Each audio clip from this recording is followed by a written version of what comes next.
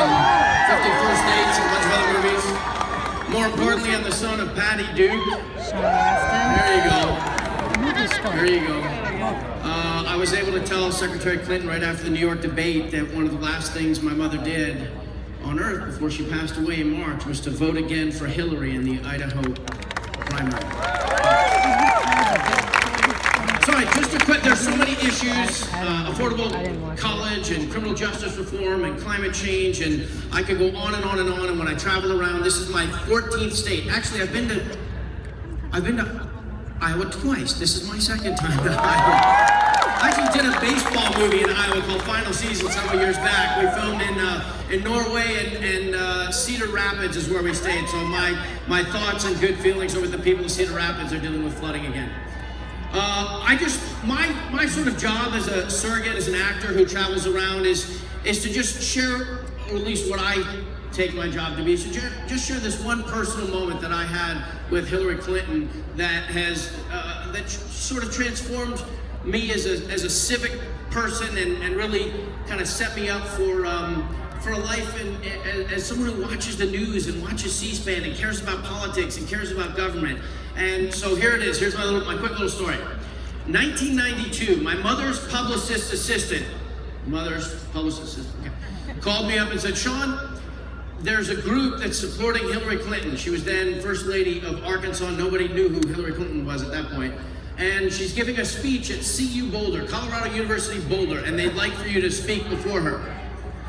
And I said, absolutely. I had never spoken about politics or taken an issue, taken a stand or declared an affiliation ever before like that. So we got there, 15,000 people standing as far as the eye could see on the quad there at CU Boulder. And my knees were shaking, my palms were sweating, I was nervous. The guy in the front was like, relax, you're gonna be okay, man, it's all good. I was like, yeah, okay.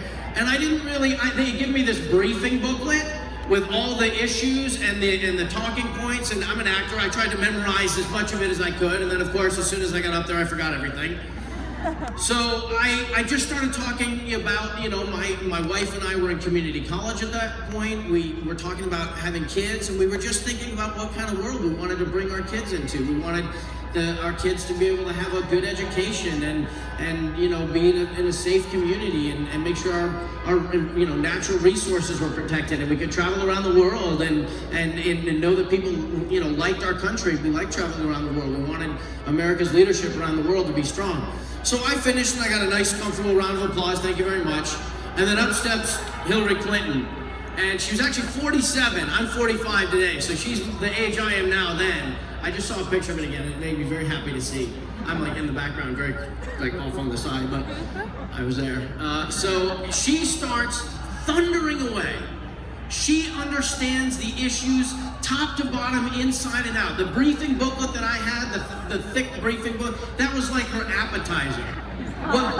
What blew my mind was how powerful and comprehensive her worldview was. When I was standing up there talking, I was trying to connect the ideas of my life and with the booklet. And as she was talking, it was even easier. Oh, right, I have an uncle who has that. Oh, that's right, my grandfather is dealing with that issue. Oh, and she brought the issues to life for me. So, and I guarantee all 15,000 people there were thinking the same thing. This lady ought to be president of the United States. So, CU Boulder, in the fall of 1992, ask anybody if you can find her. So, she finishes speaking, thundering ovation. She turns around and shakes my hand and looks me in the eye and says, thank you for being here. And I was like, oh, yeah, thanks for having me. She didn't know me from Adam. The campaign didn't know me from Adam. They just knew that somebody had connected somebody, and I was present. I showed up. I was standing there, and I was listening. That meant something to her. And then we were down getting ready to do the news interviews off to the side for a minute. And now I was feeling kind of comfortable. I was feeling kind of cocky. And I looked at her and I said, Hillary, is there anything in particular that you want us to focus on in these interviews? And she looked at me and she tilted her head a little bit and she smiled and she said, just tell them why you want to be involved. This was the best civics lesson I could have ever gotten in my life. She was basically saying, look, I trust you. The campaign trusts you. You can't start a movement if you don't trust the people who are with you. And make no mistake, 14 million people voted for her in the primary. We are a movement. You are standing shoulder to shoulder with thousands, tens of thousands, hundreds of thousands of people, volunteers, friends, neighbors, making calls, knocking on doors, helping registering people to vote, getting on social media and saying, hey, iwillvote.com, it's so easy, takes a minute. Hillary Clinton so inspired me in that moment.